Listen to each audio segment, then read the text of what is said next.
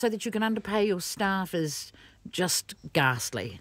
Yeah, tipping's not I'm very impressed. I'm very impressed, though, that Australasia has 4 of the top 10 cities. Okay, we might only have 1 in Auckland, but they've got Adelaide, Perth and Melbourne there, and that says something about our part of the world, how great it is. And dealing with tourists all the time, I mean, they love it down here, and we have a lot of Melbourne people that come to Christchurch and say, oh, we'd love to live in Christchurch, so maybe we're up there tied equal with Melbourne, who knows? Sydney's slippage is because of congestion, so watch out, Auckland. And terrorism attacks, interestingly. So it's Melbourne just outdistancing Vienna, and people cite the climate as a turn-off for Invercargill. But one thing struck us, that there are a lot of great cities regarded as greatly livable on this list that have a climate not better than Invercargill's.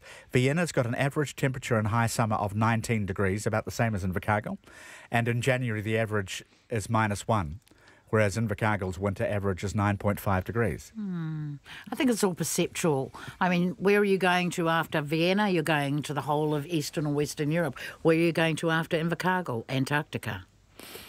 Well, Well, Stewart Island, that's a great Stewart Island. place. That is a wonderful part of the world. I was momentarily wrong-footed, but then Barry said Stewart Island. There's a BBC feature just before we go on the happiest town in Turkey, in the country's happiest province, Sinop, which ranks poorly compared with the rest of Turkey in health and infrastructure, and yet it's top for happiness year after year in the Turkish Statistical Institute's Life Satisfaction Survey. So the BBC dispatched a reporter. Quote, "The footpaths are crowded with people who choose to walk rather than drive. There's no hurry to get anywhere despite it being a weekday morning. No one in the bureaucracy seems to work after Wednesday. There's no feeling that people are rich or others are poor. They all come together in the same cafes to eat Turkish bagels, drink tea and coffee." So the upshot of the report is it's not how many amenities you have or how good the housing is, although obviously it has to house you. It's how everyone treats everybody else and how included you feel in society and a lack of stress. But they're calling that the happiest place in the world. And I'm thinking, yeah, they're under that dictator, virtually, Mr. Erdogan. They've got fighting happening between the Turks and the Kurds all the time. I don't think I'd be feeling very happy in the situation over there, the political and the terrorist type situation. So how can that make it the happiest place in the world? They don't seem to worry about all of that, you see. No, it's fascinating finding... What drugs are they on? But I think every community that has a strong sense of connection has the potential to create a happiness for the people. Very much. You know, it's all, to me, it's all about connection, not where you are in the world. If you live in a community and that community cares about you and you care about it, then you've got the groundswell for happiness. There's also a suggestion here of a bit of the egalitarianism New Zealand used to have. Not that people didn't have money, but that you often didn't really know who had money or who didn't, because you were at the same schools doing the same things. Anyway. But that type of feeling is still the same in small-town New Zealand in many places, you know, in the small little country areas. I think of on Banks Peninsula, you know, we have a number of different settlements there and everybody gets on with everybody. It's great. Mark Leishman, who is something of an authority on... I heard Timaru, yeah. Yeah, he says it's pronounced locally as Timmers. Timmers. He's not the only Timmers. one, actually. Everybody's Timmers saying hard. that. Timmers. Timmers hard. That's how you say it. It's all about intonation. Yeah. Oh, okay, well, that's kind of like Palmy for Palmerston North, Yeah, isn't it? exactly. No, so I was pronouncing it right. Timmers, yeah. Timmers. Makes sense now. Barry Corbett, thank you so much for today. Kia ora, Always a thank you. pleasure. And Ella Henry, always a great pleasure to see you.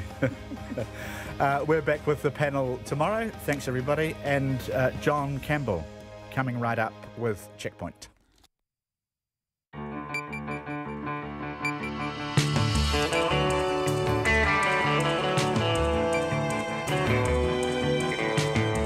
Kia ora everyone. Tonight on the programme, the principal of a far north school is concerned families in need of emergency accommodation are being dumped at a remote Northland holiday park with no access to support services. A man who shot a mother and daughter in Rolleston near Christchurch will spend at least 6.5 years behind bars. 50 search and rescue volunteers spend a 5th day looking for 2 men missing in the Kaimanawa forest in the central North Island. Police appeal for the whereabouts of Royle Heke's former partner, whom they believe may be helping him evade arrest. And Aaron Smith will take the field in this weekend's Bledisloe Cup match in Sydney, despite more details of a sex scandal from last year being released by Australian media.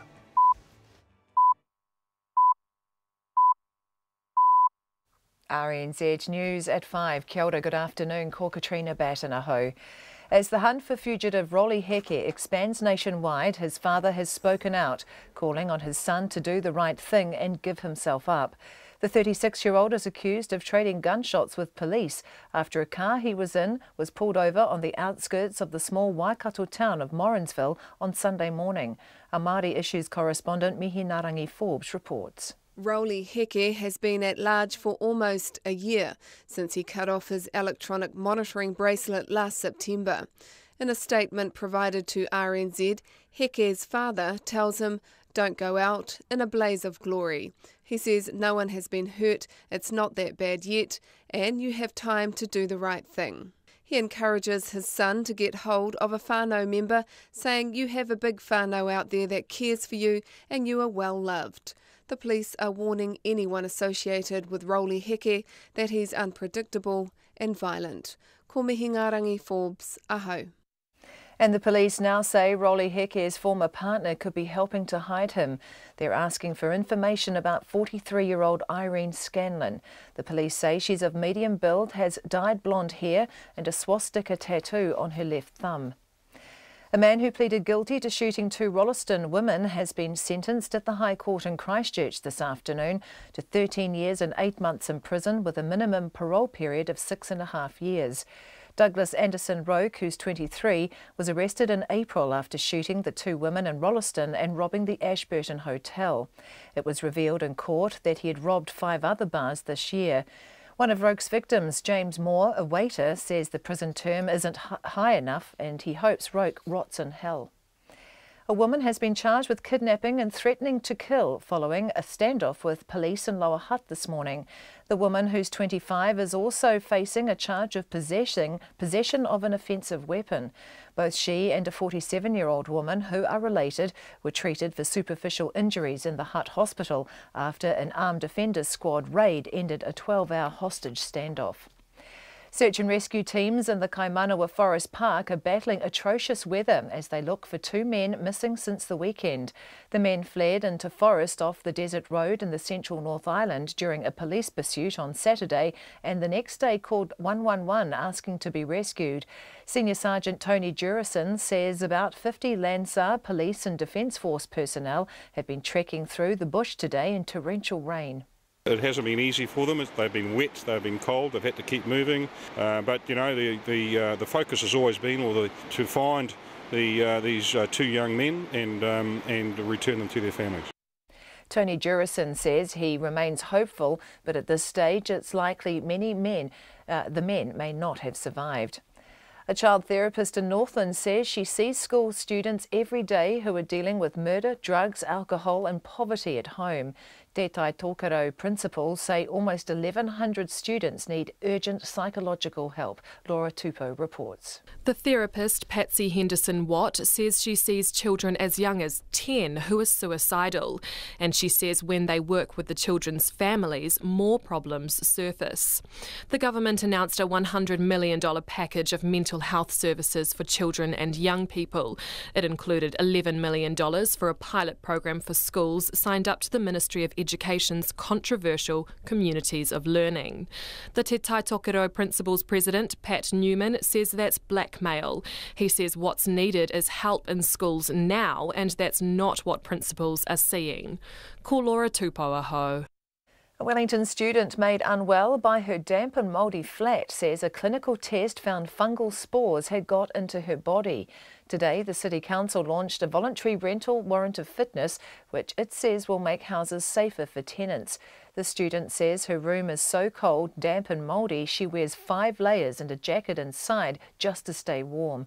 She says she was constantly run down and wanted to find out why. I had these tests done just to see how my health's going, because I often get sick really easily, and showed that I had spores and fungi in my system. And I told the woman that my room is really damp, and she was like, that's probably a contributing factor to that. It's probably making it worse. The young woman says she pays $206 a week for her room. The All Blacks coach Steve Hansen says as far as he's concerned, The Aaron Smith sex scandal has been dealt with, and there was no discussion about dropping him from this weekend's test against Australia. The All Black halfback was suspended last year for a test for apparently having sex in a disabled toilet in Christchurch Airport. The Daily Mail Australia has now published a series of lurid text messages it claimed were between Aaron Smith and the woman. The text suggests Smith lied to the All Black management about his relationship with the woman and also urged her to sign a false affidavit. Hansen refused to discuss the issue in any detail at a media conference in Sydney this afternoon. It's 5:05.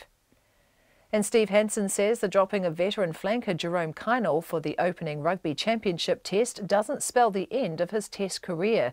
Kainel has been left out of the squad for Saturday's test against Australia, with Liam Squire starting at blindside flanker and Adi Savir in the reserves. The 34-year-old Kainel has played 81 tests for the All Blacks, but Hansen says they need to look to the future. Still got a very talented man in Jerome Kainel in the wings waiting to get a crack, but we need to start looking to the here and now a little bit, but also the future. So just for this week, we think this is a combination we want to play. Meanwhile, code hopper Curtis Rona will make his Wallabies debut after being named in the side to play the All Blacks. The former North Queensland and Canterbury Rugby League winger comes into the side along with Kurtley Beale, who returns for his first test since the 2015 Rugby World Cup final loss to the All Blacks. The Tall Blacks play Jordan in the quarter-final of the Asia Cup basketball tournament in Lebanon tonight. Both sides go into the knockout match with 2 wins from 3 games in pool play.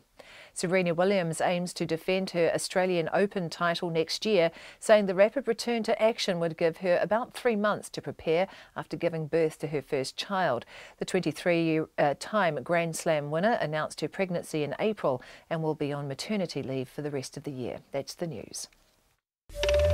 A rallying cry from Charlottesville. They tried to kill my child to shut her up.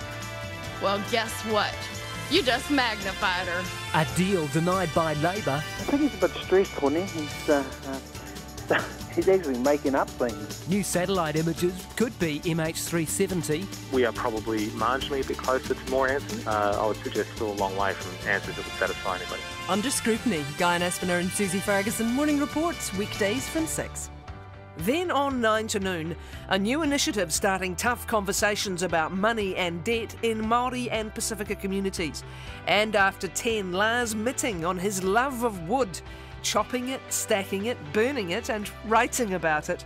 Join me, Catherine Ryan, on 9 to noon after Morning Report on RNZ National. Met Service weather through to midnight tomorrow, Northland to Taranaki, including Coromandel Bay of Plenty and Taupo. A period of rain this afternoon or evening, mostly cloudy tomorrow with early drizzle. Rain in Northland spreading south during the afternoon. Gisborne and Hawke's Bay mainly fine apart from brief rain later this afternoon or evening and again late tomorrow.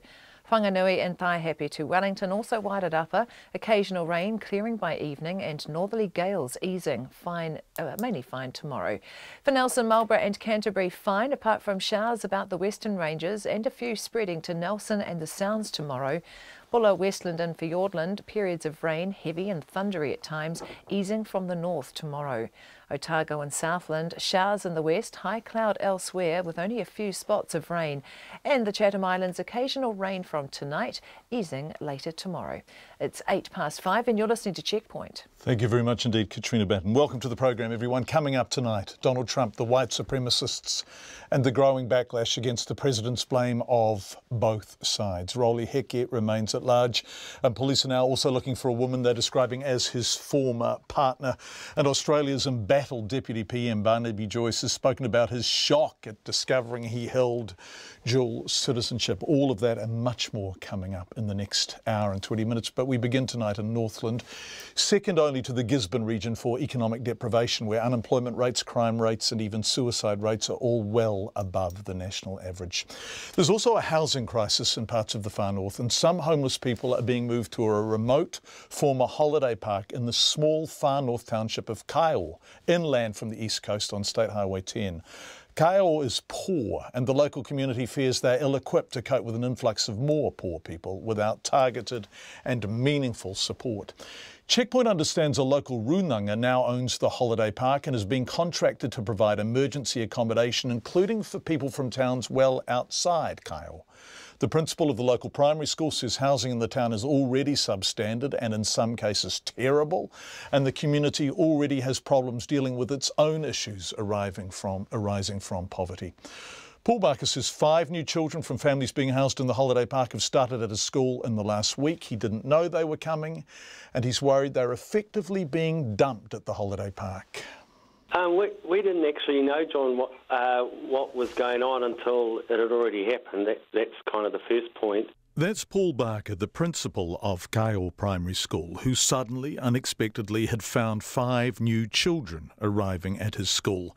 They were coming from what had been the Whangaroa Harbour Holiday Park, which appeared, without the school knowing, to have been converted into emergency accommodation. Well, we certainly don't object to the holiday park being used as emergency housing. This is not, Paul Barker insists, NIMBYism, it's need. Like everywhere in the country at the moment, housing is a scarce resource in Kyle, and we've got many cases within our school of overcrowding and substandard housing. In short, Kyle itself has issues that require addressing. We've got a fine community here in Kyle, but it is racked with poverty in an economic sense.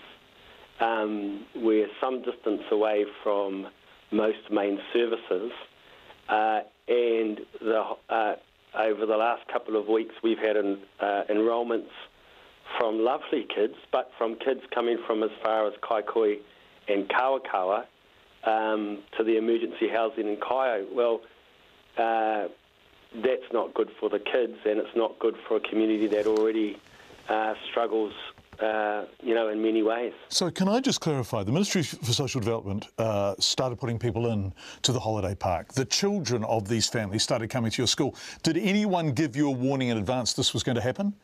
No, we didn't know anything at all about it, and it's kind of a typical consultation process at the moment, that there is no consultation or no discussion at all. The kids who have joined us are lovely, and I feel very happy that they've joined us at our school. But the reality is that we've been kind of lucky so far. These kids are coming to us from situations where they've been evicted from their home, moving basically across the island to live in a chalet at the Whangaroa holiday camp miles from anywhere. They're a bit bewildered and lost, as you would expect them to be, away from their whānau, from their support systems, from their school, to temporary housing some distance away. And my guess is that if this continues, then there will be children more sorely affected by this that will create more of a challenge than the ones we've got so far. Paul Barker knows there's a housing crisis in the far north. He sees children for whom that's their home life every single day at school, and he's pleased it's being addressed. But Kaya is a place that ranks at the top of all the deprivation indexes. The one that came out last week from Auckland University has Kaya and Whangaroa top of the deprivation index in New Zealand. The one out of Dunedin University a couple of years ago has us sitting at the top of the deprivation indexes.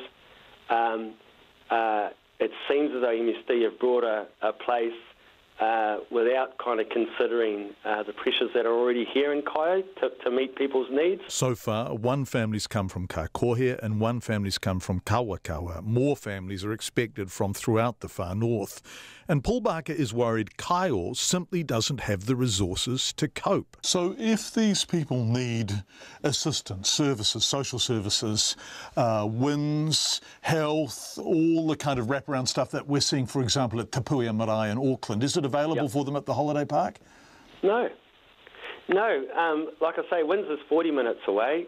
We have a health centre for minor health issues, but most people end up getting shifted first of all to Kawakawa if it's slightly serious, and then off to Whangarei from there. So few, if any, social services, very few jobs, little to do, its own housing crisis to deal with, and a community already ranked 10 on the deprivation index, when 10 is as high as the index goes.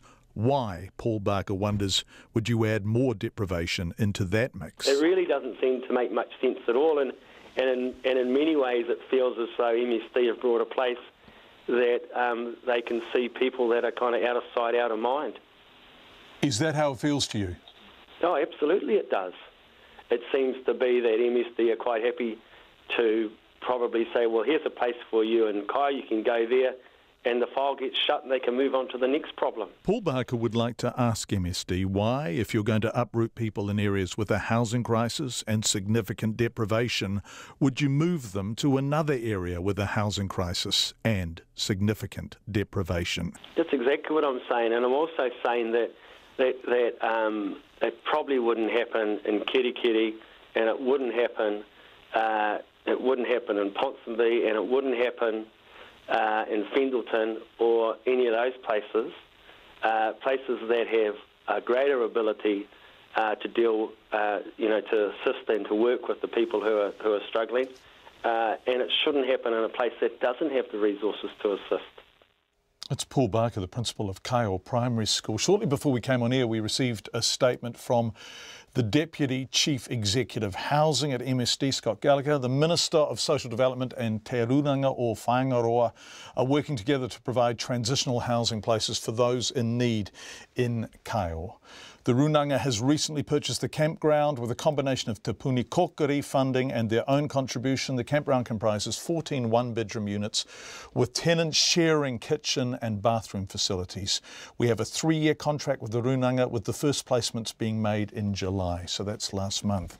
Transitional housing provides short-term housing for people with an immediate housing need for up to 12 weeks. While staying there, the Runanga provides a range of social supports to help transition these people, whānau, into sustainable housing on a long-term basis. So that statement in from MSD. We wanted to ask what the range of social supports were and whether they could meet the 12-week targets before long-term housing could be provided, given the housing shortage in the area, but no one was available for an interview. We will keep an eye on what is happening up there and the kind of wraparound services that are being provided for people being placed in that facility. It's 17 minutes past 5. You're with Checkpoint on RNZ. It's been a day of fallout for the US President Donald Trump after he suddenly spoke out yesterday, seemingly well off script, blaming both sides for the deadly violence at a rally organised by white supremacists in Charlottesville at the weekend.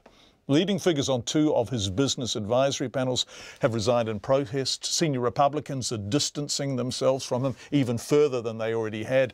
And foreign leaders, including senior German politicians, have spoken out against what one called the trivialisation of Nazi violence. Perhaps most damningly of all were the criticisms from 2 men with the surname Bush. Both of them former Republican presidents. Their weight in the case against Trump is not from liberals, foreigners, so-called fake news reporters or Democrats. It's from the heart of the old-school Republican establishment.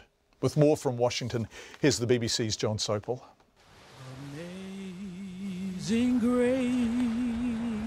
The memorial service for Heather Heyer, an anti-racism protester mown down by a white supremacist in Charlottesville on Saturday. But far from this being an occasion when a nation comes together, America seems more bitterly divided than ever. They tried to kill my child to shut her up. Well, guess what? You just magnified her. Jews will not replace us! This was Charlottesville on Friday night. Racist groups chanting, "Jews will not replace us," carrying Ku Klux Klan-style torches, also marching to the slogan, "White Lives Matter." Yesterday, the president blamed both sides for the violence that ensued. You had a group on one side and you had a group on the other, and they came at each other with clubs, and it was vicious, and it was horrible, and it was a horrible thing to watch. But there is another side. There was a group on this side, you can call them the left, or you've just called them the left, that came violently attacking the other group. So you can say what you want, but that's the way it is. It's true there was violence on both sides, but the race-hate protesters had come tooled up for trouble. Many carried guns. This isn't the army, but a right-wing militia that turned up, bristling with weaponry. Most had clubs, helmets and shields with white supremacist insignia. The anti-racism demonstrators weren't organised. They were mostly local people, among whom a small core had come to fight. But Donald Trump seeming to draw a moral equivalence between swastika-carrying neo-Nazis and anti-racism protesters has brought near universal condemnation. The senior Republican Paul Ryan tweeting, "We must be clear. White supremacy is repulsive. This bigotry is counter to all this country stands for. There can be no moral ambiguity."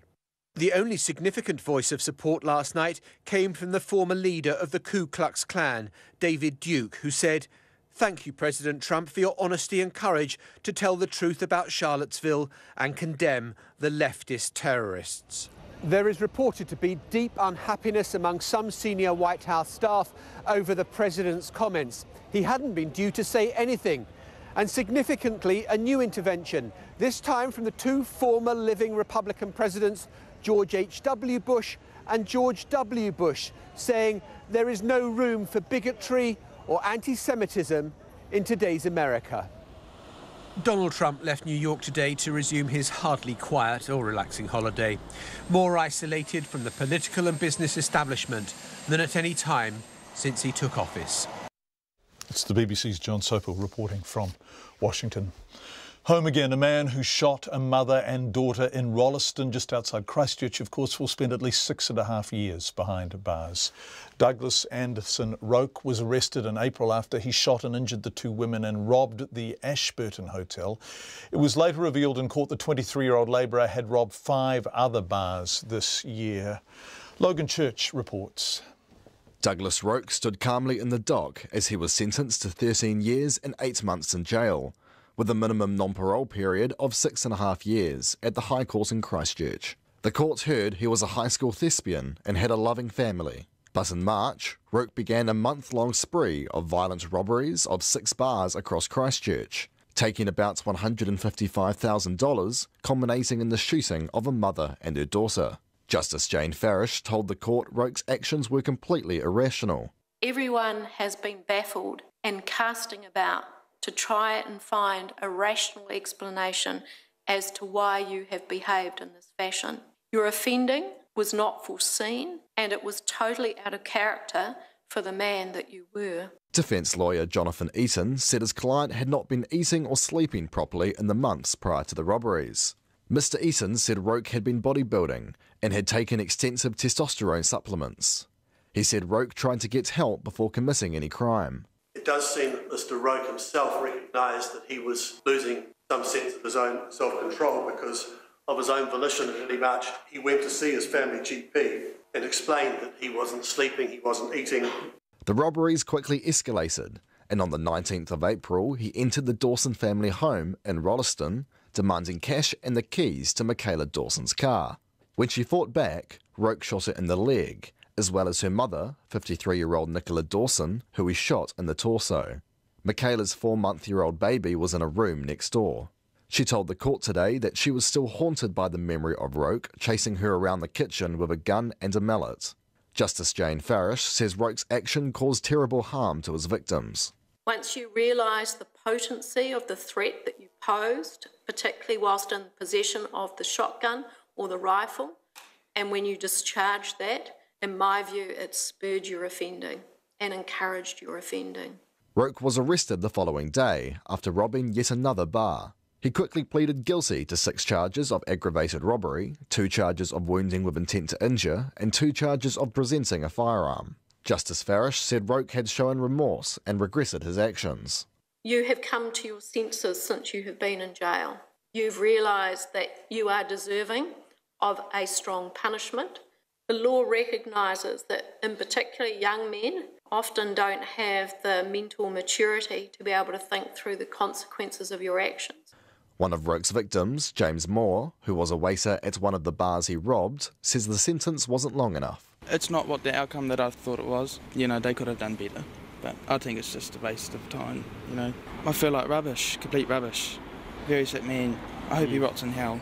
None of the $115,000 Roke stole has been returned. In Christchurch for Checkpoint, Logan Church.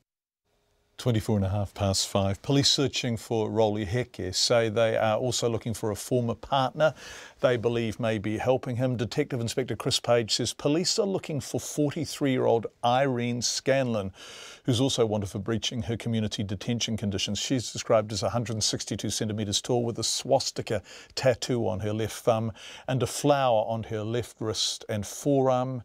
Meanwhile, 50 search and rescue volunteers are now looking for 2 men missing in the Kaimanawa forest in the central North Island off the Desert Road. Vincent Taurima and his friend have been missing since they ditched their car at Tree Trunk Gorge Road, which is off the Desert Road, after a police chase on Saturday night. The men later phoned 111 after becoming lost, and whilst police have found some of their belongings, the pair have not been seen since. Landsar team leader Cliff Jones told our reporter Robin Martin, who's at the search site, that weather conditions have been trying for his search team. They're extremely tough. The clouds to the ground, it's very cold in there. It's starting to snow in the top sections, and underfoot it's very, very wet, and it's very difficult terrain in there as well. If you weren't equipped, as the search and rescue staff are, to handle those conditions, I think you'd be experiencing some problems in there. And have you come across anything today? Oh, lots. We've and some of the good things that we've done is we've been able to eliminate areas that were really difficult areas, and I think probably over 80% detection in there. So the guys and girls were working really hard. We work with some Defence Force guys as well. We had them with us, and everyone was working really hard in there to clear areas, which will help the overall effort. And how are you feeling about those 2 lads and their experienced guy like yourself? Oh, look, things go wrong, and what they did wasn't great. But the reality is we want to bring them out and bring them back to their whānau. It's not an ideal situation for anybody, and certainly everyone had to act in a certain manner, and I think they did. And just the conditions got the better of the boys. A lot of snow. There's a lot of broken trees, and trees were breaking around us up the top that had been damaged by snow, and they would have had to experience that, and it wouldn't have been easy. How large is the area that you're searching? Well, we were only in a very small area, and when I say small, you're probably talking 800 square metres, but when you realise that a person only contains, if they're not moving, 1 square metre, and the bush is excessively thick, you can't see more than 2, maybe 2.5 metres. You have to go through every section of it, and that takes a long time. So, but there's a whole lot of other teams doing 800 metre squares as well, and so eventually we're narrowing it down and bricking it in, and we'll get a result. Landsar team leader Cliff Jones talking to our reporter Robin Martin. Taupo Police Senior Sergeant Tony Jurison is leading the search. I think we have some breaking news on this, but a short time ago he told Robin a search team found a phone yesterday which police are hoping will yield more clues. After yesterday, we went back to headquarters last night and evaluated what we'd found, and we decided we needed to search again. We found more items of interest yesterday, so we were able to get Landsar police personnel and Defence Force personnel into the search area again today.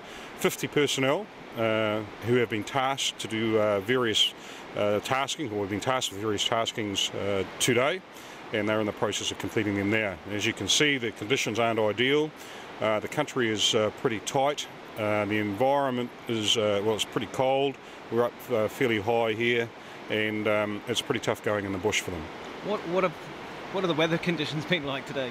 The what, sorry? What have the weather conditions been like? What's it well, like it's been a wet day. It's been a wet week actually, and so look, I'd just like to thank firstly the police staff, the volunteers, and the Defence Force for coming out and doing this in the weather. It hasn't been easy for them. They've been wet, they've been cold, they've had to keep moving, and they've also been their energy levels have been sapped significantly during the day as well. So we've had to manage that.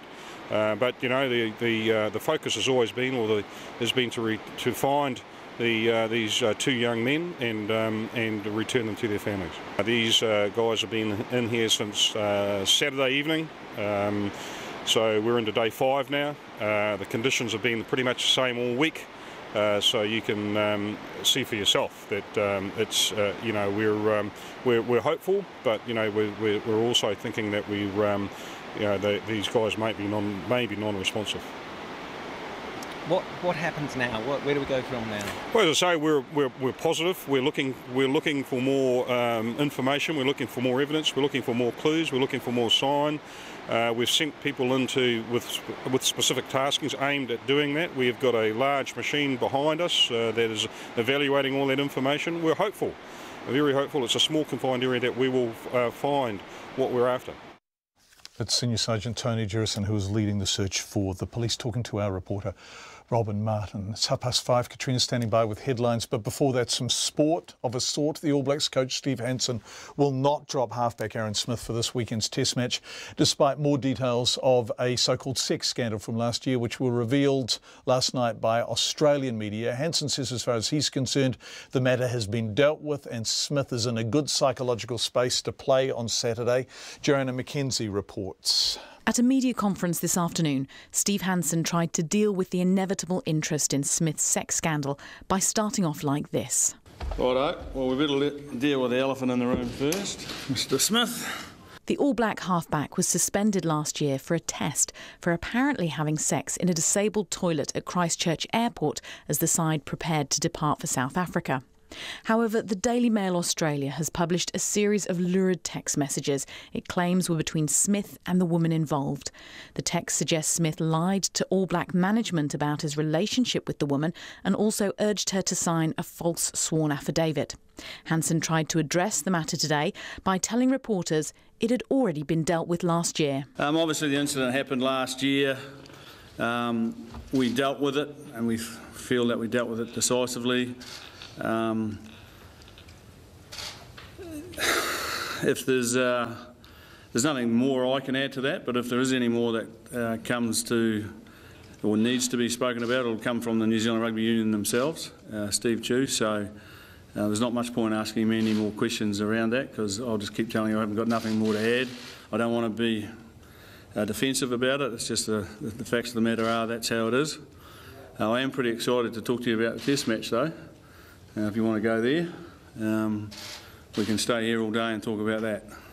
He was then asked about Smith and how he was coping with the renewed attention. He's in a great headspace in that he knows that he's dealt with this issue and done the things that he needs to do around it, and he's ready to play. So we're excited about wanting to play. He's excited, and we're looking forward to Saturday.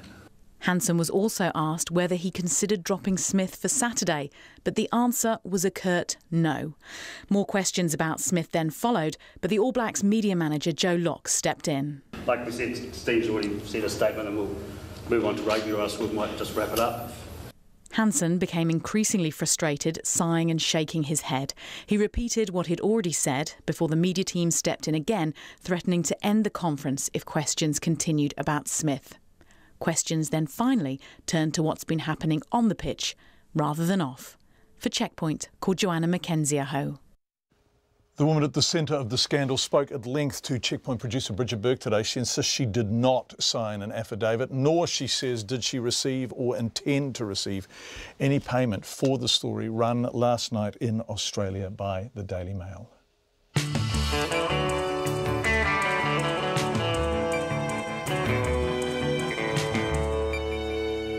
27 minutes to 6, you are with Checkpoint on RNZ. Coming up, Northland principals say their students are dealing with murder, drugs, alcohol and poverty at home and bringing those problems to school. The Wellington City Council launches a new voluntary rental warrant of fitness scheme, and MPs sling barbs across the House as the 51st Parliament holds its final session before rising for the general election. Nona has business, but before it all, Katrina Batten with the 5:33 and a bit headlines. A 25-year-old woman has been charged with kidnapping and threatening to kill following a standoff with police in Lower Hutt this morning. Both she and a 47-year-old woman, who are related, were treated for superficial injuries in the Hutt hospital after an armed defenders squad ended the 12-hour hostage standoff using a stun grenade. The police hunting for the Morrinsville gunman now say Rolly Heke's former partner could be helping to hide him. The fugitive's father is calling on his son to do the right thing and give himself up. The police are also asking for information about Irene Scanlon, who's 43. They say she's of medium build, has dyed blonde hair and a swastika tattoo on her left thumb. A Wellington student living in a damp and mouldy flat says she was constantly run down and wanted to find out why. Clinical tests then found fungal spores had got into her body. She says her room is so cold she wears 5 layers with a jacket inside just to stay warm. Today, the Wellington City Council launched a voluntary rental warrant of fitness to make houses safer for tenants. Search and rescue teams are battling atrocious weather as they look for 2 men missing in the Kaimanawa Forest Park. The men fled into the forest off the Desert Road in the central North Island during a police pursuit on Saturday, and the next day called 111 asking to be rescued. An independent inquiry into the sex scandal involving All Black Aaron Smith is to be carried out by New Zealand Rugby. Smith was suspended last year for a test for having sex in a disabled toilet at Christchurch Airport. Now, lurid text messages published in Australia suggest Smith lied to All Black management about his relationship with the woman and urged her to sign a false sworn statement. New Zealand Rugby says, based on this information, it needs to investigate the matter further and has hired an independent lawyer to do so.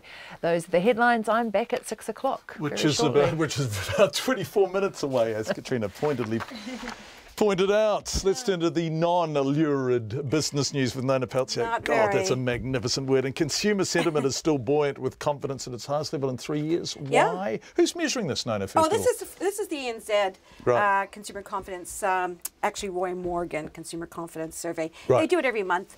This past month, so August, this is the August numbers, the index rose 1 point. Now, that doesn't sound like a lot, but it rose to 126.2, which is the highest since July 2014. Wow. Yeah. And you might think, why would that be? I was just going to ask why. In fact, I was furrowing my brow in your general direction. Why, Nona? Well, there's a few reasons. I mean, for one thing, the labour market's really strong. Interest rates are going to be low for a while, low inflation as well. These are things that always make consumers feel pretty good. Most of them feel that they have a lot more money in their pocket than they've had in the past. They're looking at spending money on large items. So, yeah, overall, you know, consumers are feeling pretty buoyant. And those are the reasons, because really we have all the fundamentals of a strong economy. Even though house prices are, you know, sort of stalling, you know, that can be a double-edged sword, right? If you're trying to sell your house, you might think, oh, not so good. But if you're looking to buy, it's going to be pretty good for you, right? Right. So, there you go. Precinct Properties, talking about property, has made a strong full-year profit. I don't even know about Precinct Properties. I don't think I've heard of them. You know, you probably haven't heard of them. But they've been developing the Wynyard Quarter, which is a large part of the waterfront in Auckland. It's next to the viaduct where the Team New Zealand made famous with the America's Cup. So they've been developing the properties behind that. And that's closer to the bridge, the Auckland Bridge, and that's called the Wynyard Quarter. And they've been developing that, a lot of property there. And they're developing, at the very bottom of Queen Street, they're developing this new area they're calling Commercial Bay, and they're building a large office tower there and new retail shopping and so on. Now, interestingly, this company also has the Bowen campus, so for people in Wellington, they'll be familiar with the properties behind Parliament. And they have 100% occupancy in their buildings. Wow. Yeah, it's incredible. That's a lot. What was their profit? Well, you know, their profit was up 17% to $162.1 million. And $77 million of that was a boost in the value of their portfolio. It's quite a lot of money. Yeah, this is a hell of a lot of money. What happened on the markets today? Well, actually, the New Zealand dollar did pretty well because the US dollar is not doing as great. And that's partly because the president has disbanded his business advisory group, not to mention that they have... It was incrementally disbanding itself, and wasn't also their, you know, some of their inflation data... yeah, there's a few wobbles there, so it puts a question mark over the potential for rate hikes. That saw our New Zealand dollar gain overnight, so we're at 73.3 US cents, 92.3 Australian, 56.8 pence, and our top 50 index, not surprising, rose 0.2% by 16 points to another record 7,870. Nona Peltier, thank you. Australia's in battle. Deputy Prime Minister Barnaby Joyce has spoken out about his shock discovery that he had dual citizenship. Mr Joyce has now renounced his New Zealand citizenship, But whether or not he can stay in Parliament is being determined by the High Court in Australia. The question of dual citizenship has so far caught out 5 MPs and is now threatening the country's Justice Minister, Michael Keenan, over his British heritage. The issue is vexing Parliament, and there have even been calls for this parliamentary session to be adjourned until the matter has been sorted once and for all. Everyone can investigate their whakapapa and report back accordingly. With more, here's the ABC's George Roberts. Senator Darren Hinch thinks the Deputy Prime Minister's delay in coming forward was a bad strategy. They knew about it on Thursday at the latest. Why didn't they bowl this over on Friday or Saturday? Why wait until Monday morning in the House of Reps to do it then? They've stolen their own oxygen for a whole week. Senator Hinch believes Barnaby Joyce shouldn't be voting in Cabinet or Parliament amid such uncertainty. I think he should have stood down. I think he should have stood down the way that Matt Canavan stood alongside the Attorney-General and decided he was not fit under the circumstances, under that cloud, to be a minister. And he said he wouldn't vote, he'd stand down, and I think the same should have happened. Barnaby Joyce has now spoken of the ordeal that led to finding out he had New Zealand citizenship through his father. The most stunned people in this one were my parents. They kept on saying to me, no, you're wrong, you're wrong, you're wrong, you're not, you're wrong, you're wrong, you're wrong. Well, anyway, it is what it is, and now we've got to manage it. He's told Sky News after being told last week that he may be a Kiwi, the priority wasn't to go public. When people tell you something, you've got to go away and get a legal opinion. You know, you go hard to work. You don't just... I didn't just want to walk out the front door and say, I've heard about this, because you haven't got your facts right. You want to get your facts right. And obviously I prove, I don't pretend to be a constitutional lawyer. But since referring himself to the High Court with unanimous support of Parliament, he stayed on as Deputy Prime Minister, giving the opposition ammunition to question the coalition's one-seat majority. Barnaby Joyce again. If solicited advice had come back and said, you're toast, then of course that's precisely what I would do. But it didn't. We had a very firm advice that said, look, I think you're going to be right, but the High Court will work that one out.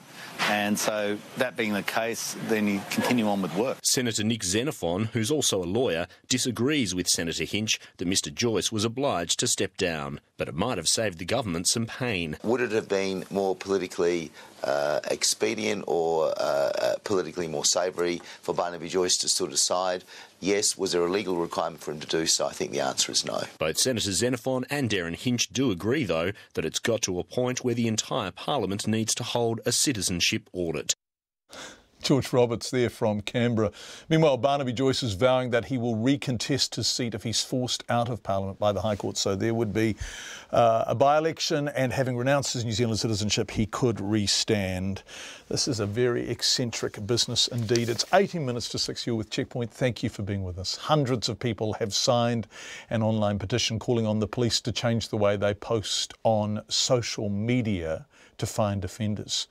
The petition went online yesterday after a post by the police looking for the hip-hop artist Scribe went viral, sparking an outburst of negative comments about what the police were saying on Facebook. Jessie Chang reports. The post by Canterbury Police stated that Malo Ione Luafutu, also known as the hip-hop artist Scribe, had warrants for arrest for failing to appear in court on drug-related charges and for possessing a bat. It asked members of the public to get in touch with any information on the rapper's whereabouts and not to approach him, a post that was shared at least 100 times.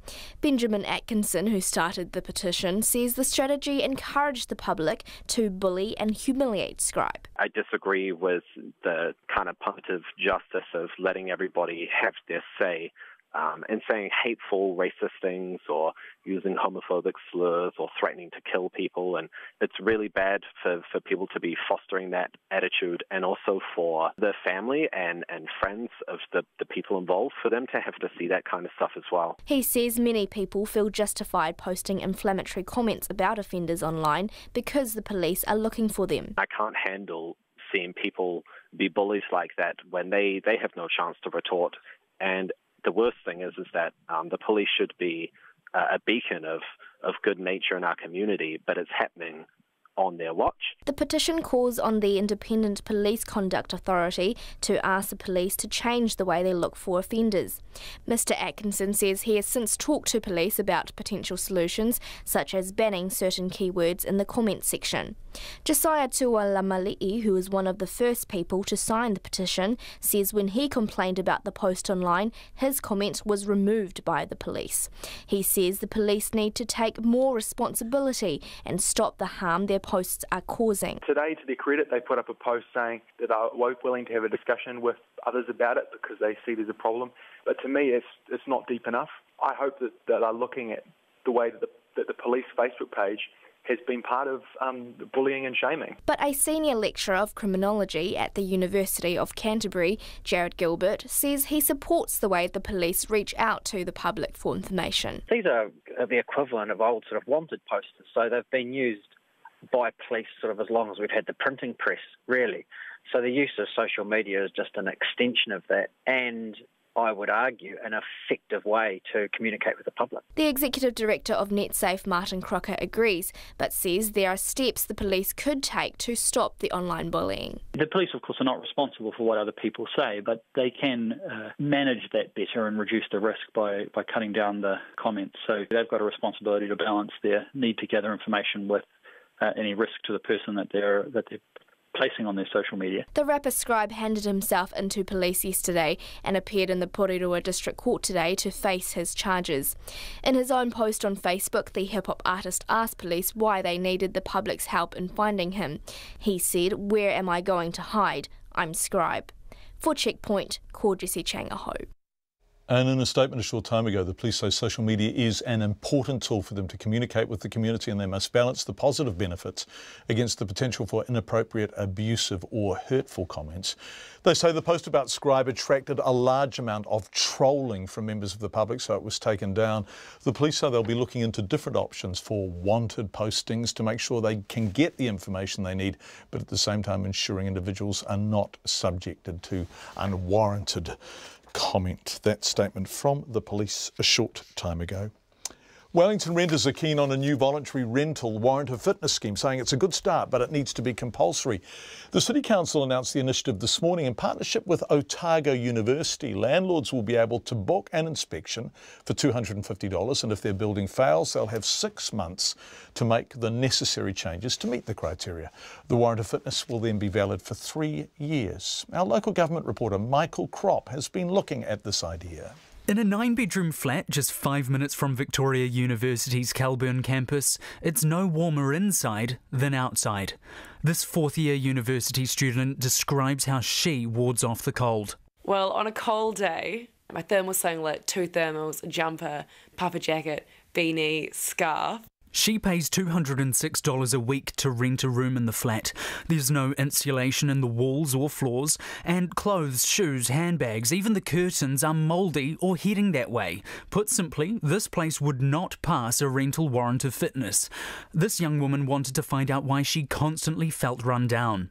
I had these tests done just to see how my health's going, because I often get sick really easily, and showed that I had spores and fungi in my system. And I told the woman that my room is really damp, and she was like, that's probably a contributing factor to that. It's probably making it worse. Renters United, an advocacy and lobby group, says the warrant of fitness will create a benchmark for housing that doesn't make people sick or injure them, but they want every rental property to meet it. That view is echoed by Rory Lenahan-Aiken, the president of the Victoria University Students Association. Every day we see students who are sick because of their cold, damp, mouldy flats. And the research that's been done by the Public Health Unit at the University of Otago in Wellington suggests that the only real solution to this problem is a mandatory rental warrant of fitness. Mr Lenahan-Aiken says rents have skyrocketed in recent years with no real improvement in the quality of student accommodation despite insulation subsidies. A whole lot of flats and rentals remain uninsulated, and that is because there is so much demand for rental properties in Wellington that landlords aren't under pressure to make any of these changes, because they know they're still going to have students rolling up day after day in their hundreds wanting to secure the flat.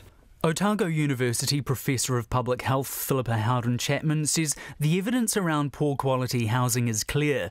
It's giving children lifelong respiratory and other diseases and contributing to deaths in winter. We have an extraordinary high rate of respiratory diseases in New Zealand, and the lungs, like any organs, if they're damaged once, they're more fragile the next time an infection comes along, and we have children with bronchiectasis, we've had children with childhood pneumonia going in and out of hospital, the frequent flyers. Professor Howden-Chapman says those children then go back into the same cold, damp houses just to be readmitted to hospital. The Property Investors Federation's Executive Officer Andrew King says landlords support raising standards but don't support this initiative. We do not need people going around with clipboards, looking at the kitchen to find out if the bench is big enough, working out if the toilet is working, saying whether the hot water is hot or cold enough. We just don't need the extra expense and the future potential problems that it will cause by doing this. The regulations were already there. The scheme will be closely monitored for adverse effects on the rental market, and once any kinks are ironed out, the Wellington City Council plans to ask Parliament to make rental warrants of fitness compulsory nationwide. In Wellington for Checkpoint, call Michael Crop-Dernay. Let's go to Parliament, where MPs are slinging barbs across their house as the 51st Parliament holds its final session before rising for the general election. Politicians on both sides are in fine form, we're being told, with some good-natured taunts and warm-ups for the campaign trail. Here is our Deputy Political Editor, Chris Bramwell. The Leader of the House, Simon Bridges, kicked off proceedings in question time with an account of Parliament's work over the past 3 years. Of course, as he mentioned Parliament's written questions, Labour's Chris Hipkins couldn't help chipping in, saying some were more problematic than others. Mr Speaker, this Parliament sat for a total of 251 days. As a commendation to the opposition, there have been some 42,396 questions for written answer produced over the term, and 2,900, and that's right, for 2,000, glad you admit it. New Zealand First's Winston Peters was also in fine fettle. Question number 4, Right Honourable Winston Peters. I'm getting totally carried away. Supplementary question. Sorry. primary question, Mr Speaker. Oh, look, I've seen the polls, so you can wake up. Order. Order. They're going that way for one of us. Okay. Order. Mr Peters asked the Government Minister Stephen Joyce about its promises to the Northland electorate. The Honourable Stephen Joyce, on behalf of the Prime Minister, on behalf of the Prime Minister, the member really does need to go and visit his electorate because there's a lot happening up there.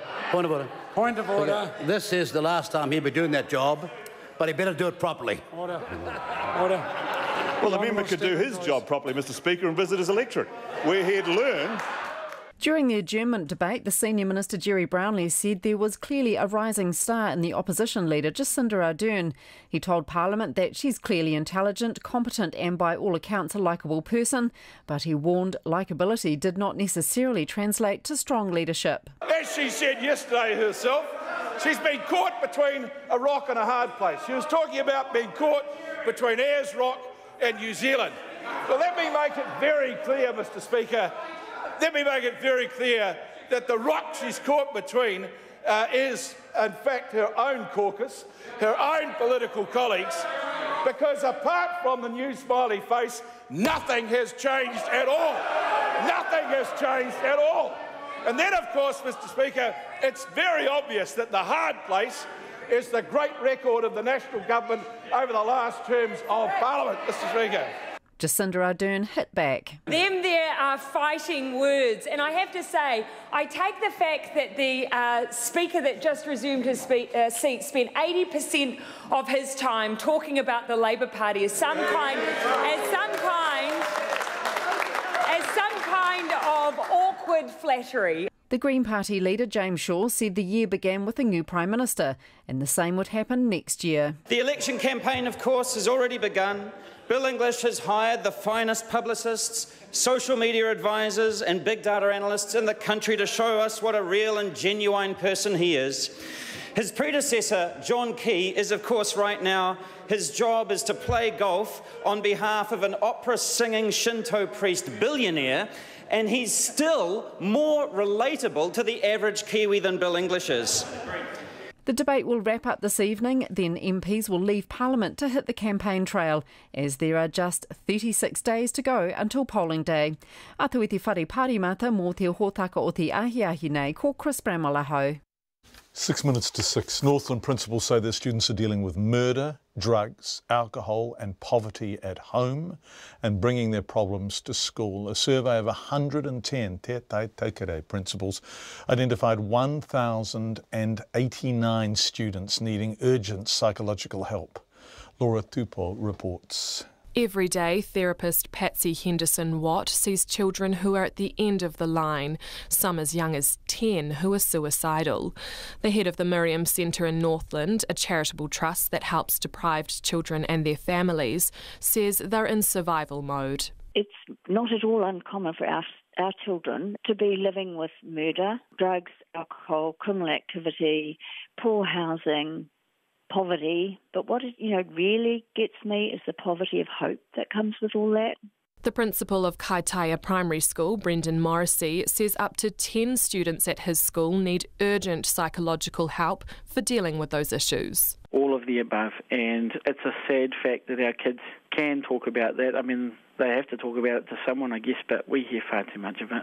For some students, Kaitaia Primary is their 10th school, and they've lived in several different homes with different caregivers. How do you think it's going to affect their worldview? I mean, they are defensive, they are protective, they are in self-preservation mode, a lot of these children. So when you see the behaviours that they act out because of that, you have to understand that, man, this kid's doing that because it might be their last meal, or that's how they see it, or it might be the last time they get these things, or they're just trying to protect themselves and their territory. They have to. This is how they've had to live. Therapist Patsy Henderson-Watt says it's not uncommon for primary school-aged children to have suicidal thoughts. It's in their manual of what to do when you're under stress. So we should never underestimate how bad these kids feel. And we could say, they need a mental health assessment, and, probably do, but what they really need is help now, as do their families. She says only 6 child therapists are funded to work in 45 schools in Northland, but they need at least 4 more to cope with the level of need. Earlier this week, the government announced a $100 million social investment package to provide better access to mental health services for children and young people. Within that, $11 million is earmarked for a pilot program for schools signed up to the Ministry of Education's Communities of Learning. But the Te Tai Tokerau Principals President, Pat Newman, says that's blackmail because only schools that sign up to Communities of Learning get the funding. They can say all they like through their media statesmen that they're putting in 40 million and 20 million or whatever you want to call it, but the public isn't stupid. If it was working and if it was the right amount of money, we wouldn't have the highest suicide rates in New Zealand that we've got up here. The Ministry of Education refused to be interviewed, but the Deputy Secretary, Katrina Casey, says 71% of Northland schools are in communities of learning. Meanwhile, the Northland District Health Board says 78% of children who used its child and adolescent mental health service in the year to March were seen within 3 weeks. In a statement, the Ministry of Health's Head of Mental Health, Dr. John Crawshaw, says nationally 4% or 47,000 children and young people to the age of 19 accessed specialist mental health services across the DHBs in 2015-2016. He says studies show children need to build resilience to help them better deal with mental health issues. But Principal Brendan Morrissey says schools aren't seeing that on the ground. There's an awful lot of us out here who need a lot more help than what we've been given. And it's all good and fine for those people who can to say, oh, look, we've increased funding or we're increasing funding. It's just we hardly ever see it. Pat Newman says the Ministries of Health, Education and Oranga Tamariki need to admit there's a problem and take urgent action. Mō te hōtaka o te ahiahi, ko Laura Tupou aho. So about a minute and a half before the news at 6 o'clock, which Katrina Batten is nicely straightening to read. Yes, indeed. Thank you very much. Lots of feedback coming in tonight. You can text us 2101. You can email checkpoint@radionz.co.nz. This has just been brilliantly placed on the screen by Claire.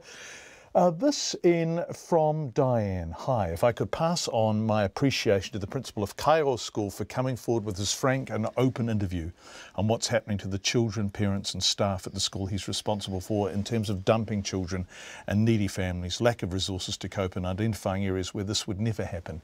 Kiri, for example. The other examples I think the principal Paul Barker gave were Ponsonby and Fendleton. Highlighting such issues at this crucial time immediately prior to elections, Diane says, is important. It alerts the nation to the appalling state of affairs in terms of education, mental health and poverty. Governmental poverty is stark in these types of notifications. Also, it must surely take stamina and strength for people like this principal to come forward. Thank you to him for keeping the pulse on these issues, and we will have more from the principal of Kaiō Primary in Northland after the news at 6. He's concerned families in need of emergency accommodation are being dumped at a remote holiday park with insufficient resources to support them. It's 6 o'clock now. RNZ News at 6. Ngā mihi nui, good evening, ko Katrina Batanaho. New Zealand Rugby will carry out an independent inquiry into the All Black Aaron Smith, who was suspended for a test for his behaviour with a woman in a disabled toilet at Christchurch Airport last year. Now, the Daily Mail Australia has published a series of lurid text messages it claims were between Smith and the woman involved. The text suggests Smith lied to All Black management about his relationship with the woman and urged her to sign a false sworn statement. New Zealand Rugby says, based on the information published in the paper, it needs to investigate the matter further and has hired an independent lawyer to do so. It says it won't comment further until that investigation is complete. A search and rescue team leader describes the conditions in the Kaimanawa Forest Park, where 2 men have been missing since the weekend, as treacherous. The men fled into forest on the boundary of the Tongariro National Park after a police pursuit on Saturday. On Sunday, they called 111 asking to be rescued. About 50 Lanzar Police and Defence Force personnel continued the search today. Cliff Jones says conditions have been very tough, misty with heavy rain and snow at higher levels. Mr Jones says anyone without the right equipment would find the going very difficult. A lot of snow. There's a lot of broken trees, and trees were breaking around us up the top that had been damaged by snow, and they would have had to experience that, and it wouldn't have been easy. Cliff Jones didn't want to speculate on the men's chances of survival, but says he's still confident the search teams will be able to return them to their families. The police that believe they've found the bodies of 2 men who went missing more than a week ago in the Mamaku forest in Tauranga. They've been searching for Raymond and James Fleet, an uncle and nephew, since they went missing last Wednesday. The police say they're yet to formally identify the bodies, but the deaths are being treated as suspicious. They say post-mortems will be conducted to determine the exact cause of death, and a scene examination will continue tomorrow. The police say the former partner of the gunman, believed to be at the centre of a shootout in Morrinsville, could be helping to hide him. There's been no sign of Rolly Heke since officers were shot at in the small Waikato town on Sunday morning. The police say he has criminal connections across the country and yesterday expanded their hunt to a nationwide search. They now say his ex-partner, 43-year-old Irene Scanlon, is believed to be helping him evade police. The police say she's of medium build, has dyed blonde hair and a swastika tattoo on her left thumb. And Rolly Heke's father has spoken out, calling on him to give himself up. In a statement provided to RNZ, Heke's father tells him no one has been hurt and he has time to do the right thing. A Northland school principal says relocating families to his already struggling small town for emergency accommodation doesn't make sense and it may not be able to cope. The Ministry of Social Development and Te Runanga or Whangaroa are providing transitional housing at a campground in Kaiō. The principal of the local primary school, Paul Barker, told Checkpoint the town often ranks as the most deprived in the country and has its own housing shortage and few social services. He says he's worried families are simply being dumped there. It probably wouldn't happen in Kirikiri, and it wouldn't happen in Ponsonby, and it wouldn't happen in Fendleton or any of those places that have a greater ability to assist and to work with the people who are struggling, and it shouldn't happen in a place that doesn't have the resources to assist. Kyle Principal Paul Barker. The Ministry of Social Development says the housing is short-term for those with immediate need, and the Runanga provides a range of social support. Hundreds of people have flooded the streets of Charlottesville, Virginia for a peaceful candlelit vigil after the weekend violence which erupted during a white nationalist rally. The crowd marched through the streets and paused for a moment of silence at the spot where 32-year-old Heather Heyer was killed when a suspected white supremacist drove into a group of anti-racism protesters. Vigils were also held in other US cities such as Philadelphia and New York. The government's dismissed a plan for rapid rail linking Auckland, Hamilton and Tauranga, saying it would be incredibly expensive. The lobby group Greater Auckland wants the regional passenger rail network, saying it would cost about $1.5 billion. But the Transport Minister, Simon Bridges, says it would be much more than that. He says the plan would require major improvements to the existing lines or new ones altogether. Everyone can enjoy the idea of for me personally, Tauranga 6 a.m. trip fast into the centre of Auckland with bacon and eggs. I think though, what is true is it's much more expensive than this proposal's laying out. Simon Bridges says he's open to trialling commuter rail between the cities in the future. It's 6:05. Sport and the Black Ferns are expecting a tight battle with Canada in their last pool game at the Women's Rugby World Cup in Ireland tonight. The winner will advance to the semi-finals. New Zealand beat Canada in a Four Nations tournament earlier this year, and winger Portia Woodman knows this will be their toughest assignment of the tournament so far. It's going to be a physical game. We played them in June.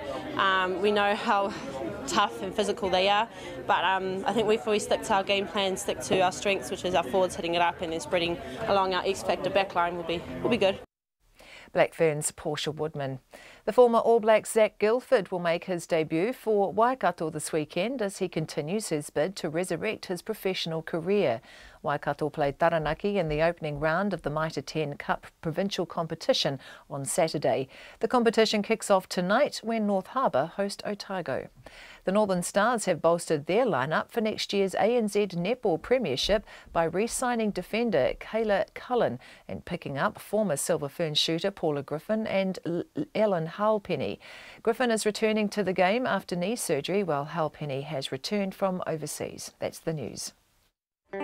Tonight on Nights, Indian history and how 70 years after independence, Indians are still struggling to tell the truth to themselves, which means outsiders like Audrey Trishka are left carrying the can. This week's cultural ambassador Morgan Davies introduces us to a few new board games, while Alison Ballance and Simon Morton are sweating the small stuff. Well, just sweating in general. On Nights with me, Brian Crump, after the news at 7 on RNZ National.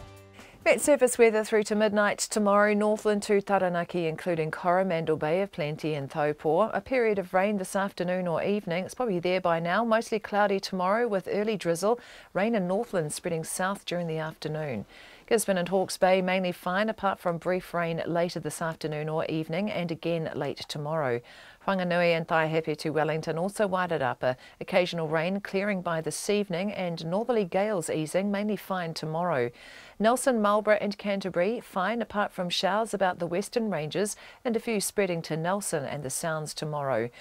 Bulla, Westland and Fiordland, periods of rain, heavy and thundery at times, easing from the north tomorrow. Otago and Southland, showers in the west, a high cloud elsewhere with only a few spots of rain, and the Chatham Islands occasional rain from tonight, easing later tomorrow. It's 6:08 and you're listening to Checkpoint. Just before we go on, this in from the police. They're looking for an 85-year-old man who's missing near Thames. If you are in that area, do look out for him. His name is Thomas McCall and he is a little bit confused, police think. He came to Thames Hospital this afternoon for medical treatment for a relatively minor medical injury.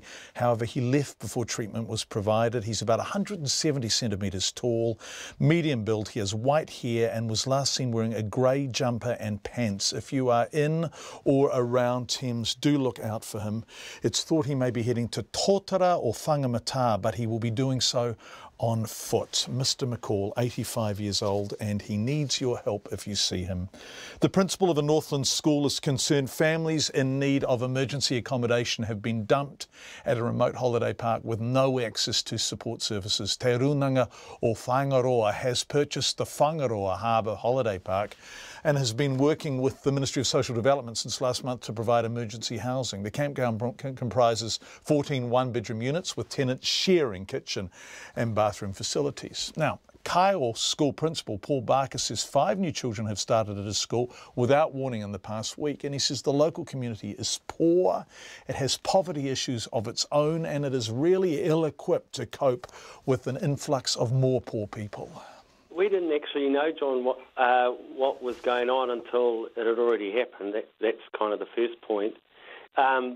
We certainly don't object to the holiday park being used as emergency housing. Like everywhere in the country at the moment, housing is a scarce resource in Kaio, and we've got many cases within our school of overcrowding and substandard housing. So for many people, having an option at all is a plus. What I'm growing more concerned by the day over is that the holiday camp is part of our community. We've got a fine community here in Kaio, but it is racked with poverty in an economic sense. We're some distance away from most main services, and over the last couple of weeks we've had enrolments from lovely kids, but from kids coming from as far as Kaikoui and Kawakawa to the emergency housing in Kaio. Well, that's not good for the kids, and it's not good for a community that already struggles, in many ways. So can I just clarify, the Ministry for Social Development started putting people in to the holiday park. The children of these families started coming to your school. Did anyone give you a warning in advance this was going to happen? No, we didn't know anything at all about it, and it's kind of a typical consultation process at the moment, that there is no consultation or no discussion at all. The kids who have joined us are lovely, and I feel very happy that they've joined us at our school. But the reality is that we've been kind of lucky so far. These kids are coming to us from situations where they've been evicted from their home, moving basically across the island to live in a chalet at the Whangaroa holiday camp, miles from anywhere. They're a bit bewildered and lost, as you would expect them to be, away from their whānau, from their support systems, from their school, to temporary housing some distance away. And my guess is that if this continues, then there will be children more sorely affected by this that will create more of a challenge than the ones we've got so far. So you are getting people from other areas in the far north coming to the holiday park? Yes, well, we thought that it was a fine idea if we talked about the Kaio Whangaroa area. There's certainly a need for some emergency housing here, and even if you push those boundaries out, that kind of made some sense. But Kaio is a place that ranks at the top of all the deprivation indexes. The one that came out last week from Auckland University has Kaio and Whangaroa top of the deprivation index in New Zealand. The one out of Dunedin University a couple of years ago has us sitting at the top of the deprivation indexes. It seems as though MSD have brought a place without kind of considering the pressures that are already here in Kaio to meet people's needs, and now are using it to shift people from, as I say, we've received one family from Kaikoui, which is about 50 minutes, an hour away, and Kawakawa, over an hour away to Kawakawa, or maybe not an hour away to Kawakawa, but 45 minutes to Kawakawa. And I'm concerned that from a number of issues, but one of them is that these kids then basically lose their connections with their current schools and their homes, and that they come to Kaio, which is a fabulous community. I love being part of it, but it's short of resources and support. The nearest work and income office, for example, is at Kirikiri, which is probably about half an hour away from the motor camp. I spoke to a social worker the other day around this issue, and he described to me that a big part of his job is ferrying people from Kaio to the WINZ office in Kirikiri because there isn't enough money for people to travel there. They don't have petrol or a car to get there. So this is just going to kind of stretch the already stretched resources, in our little town. Can you describe facilities at what was the Whangaroa Harbour Holiday Park? What's it like there? Well, it's basically a series of chalets. It was a lovely holiday park. I'm led to believe back in the day there was a little beach across the road. That's kind of been overtaken by mangroves and things now, so there's not really the beach across the road. It's just a series of chalets. It's reasonably well maintained, but it's not somewhere where you would like to set up a permanent home, or it needs to be temporary. And I guess one of the other things is it's quite isolated even from Kaio. It's quite a drive to get there from our little township, which is kind of a BP and a Foursquare and a few other shops. We do have a health service here, but that's also stretched at times. But other than a basic small town type of community and the Whangaroa Health Centre, there's not much else here, and it's some distance even to get to them from the holiday camp. So if these people need assistance, services, social services, WINZ, health, all the kind of wraparound stuff that we're seeing, for example, at Kapua Marae in Auckland, is it available for them at the holiday park? No. Like I say, WINZ is 40 minutes away. We have a health centre for minor health issues, but most people end up getting shifted, first of all, to Kawakawa if it's slightly serious, and then off to Whangarei from there. Every other service is probably the closest place is Kirikiri, which is, like I say, 40 minutes away from there. Doing the daily shop requires a trip to Kirikiri, apart from kind of a small Foursquare with the prices that are incurred in those small little little dairy type things. So it really doesn't seem to make much sense at all, and in many ways it feels as though MSD have brought a place that they can see people that are kind of out of sight, out of mind. Is that how it feels to you? Oh, absolutely it does. Paul Barker, the principal of Kaio School. The Australian Senator Pauline Hanson has caused controversy, outrage, you name it, by showing up to question time in Parliament in Canberra wearing a burqa. The One Nation leader has been campaigning for the burqa to be banned in government buildings and in situations where a person needs to be identified. She says she wore it in an attempt to highlight what she describes as security risks. But the stunt backfired somewhat. The Attorney-General, George Brandis, slammed her decision in no uncertain terms, and in doing so in the House got a standing ovation.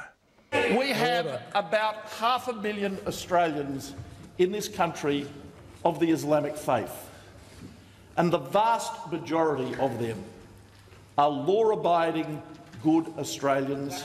And in Senator Hanson, it is absolutely consistent with being a good, law-abiding Australian and being a strict adherent Muslim. And I can tell you, Senator Hanson, that it has been the advice of each Director General of Security with whom I have worked, and each Commissioner of the Australian Federal Police with whom I have worked, that it is vital for their intelligence and law enforcement work that they work cooperatively with the Muslim community, and to ridicule that community, to drive it into a corner, to mock its religious garments is an appalling thing to do, and I would ask you to reflect on what you have done.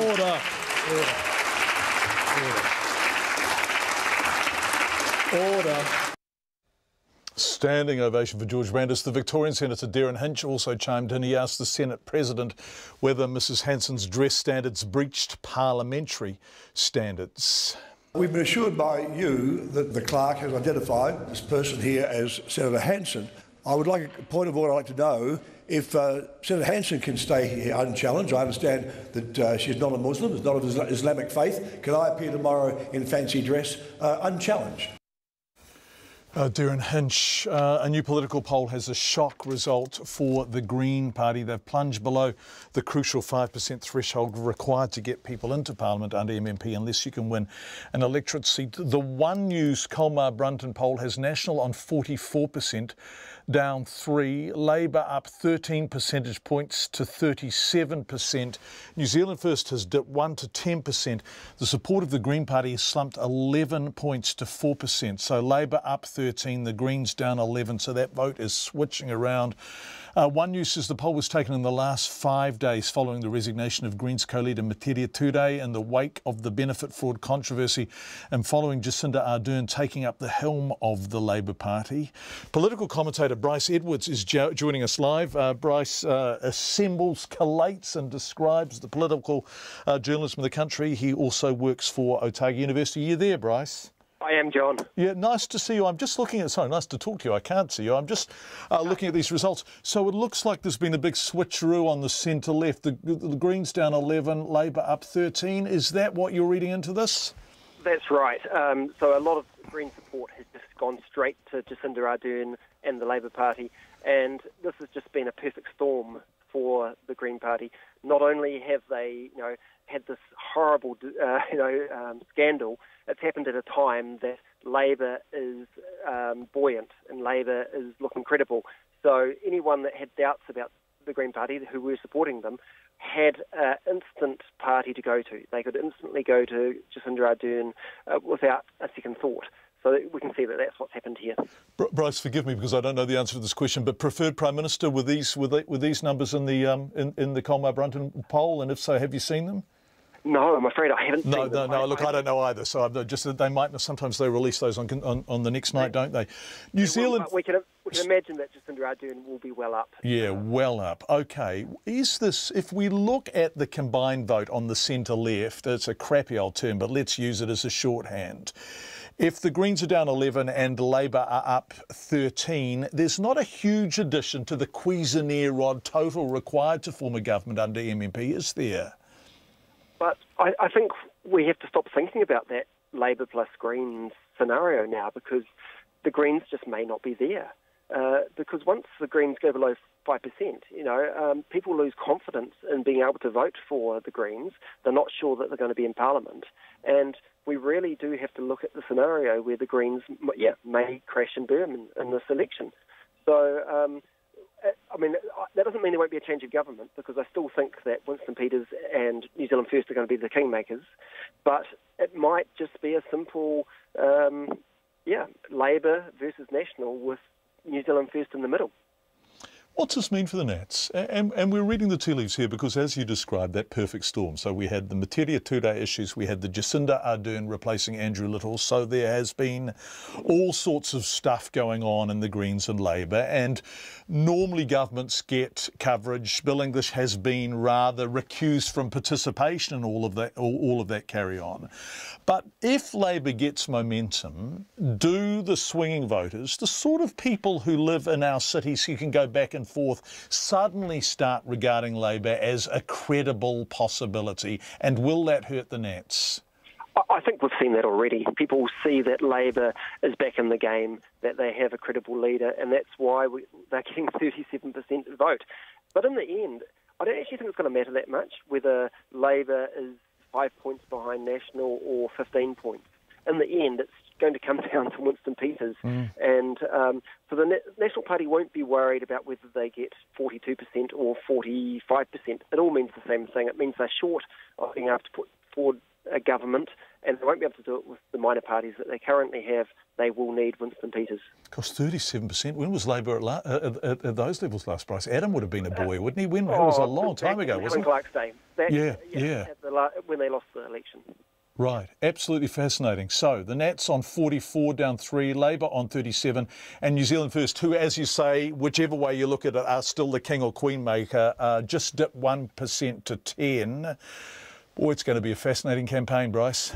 Well, it was started off so slowly and such a grey campaign at the start, but now it is explosive. This is an election that is so close. I think we're going to start seeing, just a much more fascination with this election. We're going to see a higher voter turnout because people like, when there's actually a contest and when there's interesting things happening. And this is the most dramatic election I think we have seen for many decades.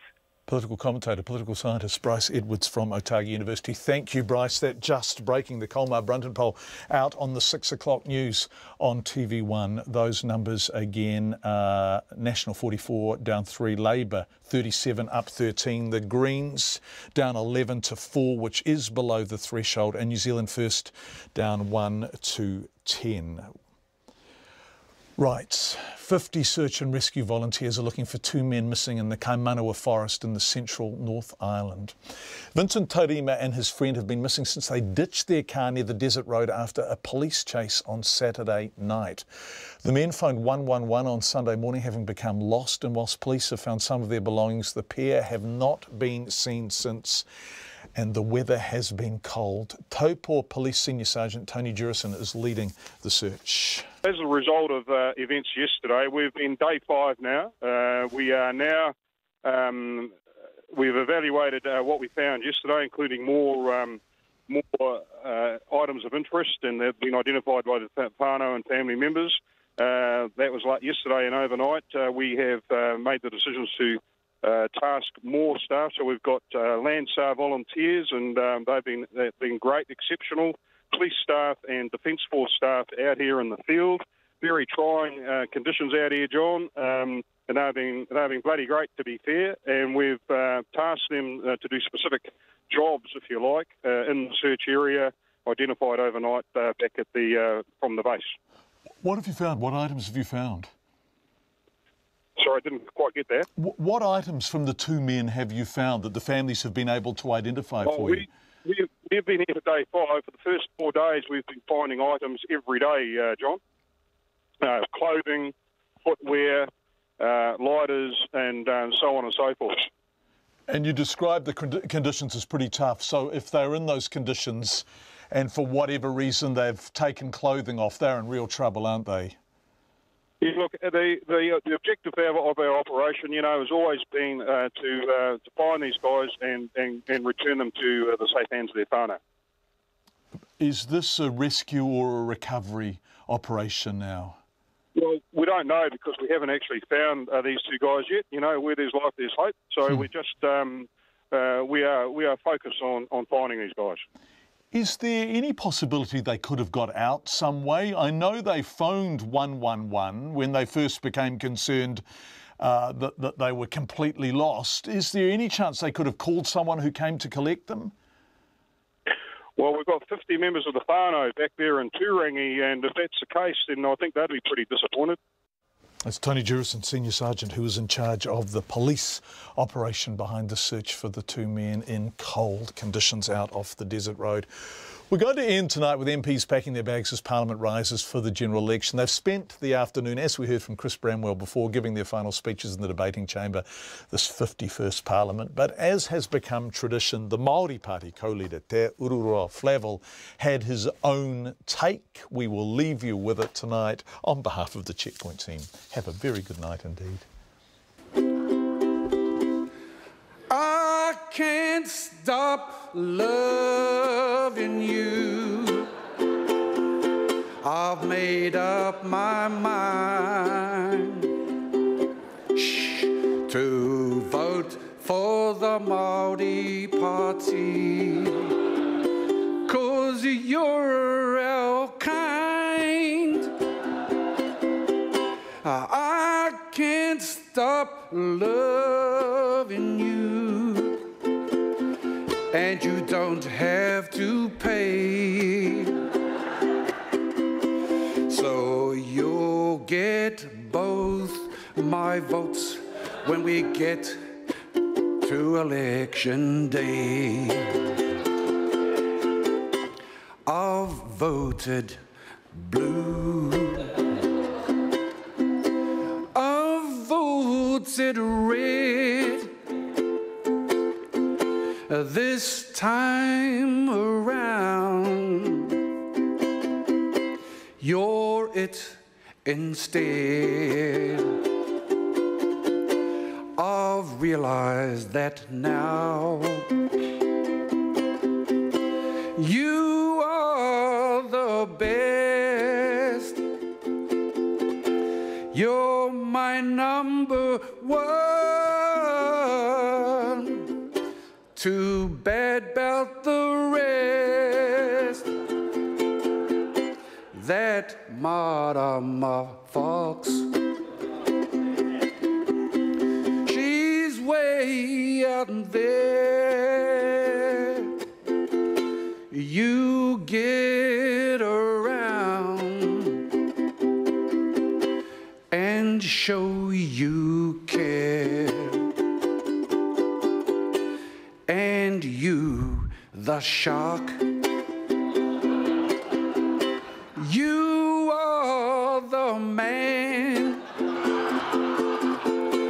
Maori Party is it.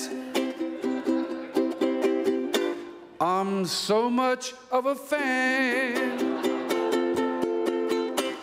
I can't stop loving you. I've made up my mind to vote for Maori Party, 'cause you're the right kind.